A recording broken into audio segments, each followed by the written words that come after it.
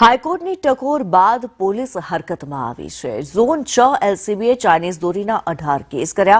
Chinese દોરી reel વેચનાર સામે કાર્યવાહી કરવામાં આવી છે। ચાઇનીઝ દોરીના મણિનગરમાં 2, વટવામાં 4 કેસ નોંધાયા છે। ઈસનપુરમાં 2, દાણી લીમડામાં 1, નારોલમાં 3 કેસ નોંધાયા। ચાઇનીઝ દોરીના જથ્થા સાથે કાચનો પાવડર પણ જપ્ત કરવામાં આવ્યો। આ મુદ્દે જિગ્નેશ પટેલ અમારી સાથે જોડાયેલા છે। જિગ્નેશ, આપની પાસેથી જાણવા માંગીશું, ઉત્તરાયણ નજીક આવી રહી છે અને ચાઇનીઝ દોરી મામલે હાઈકોર્ટની ટકોર બાદ હવે અમદાવાદ પોલીસ હરકતમાં આવી છે। શું કાર્યવાહી કરવામાં આવી?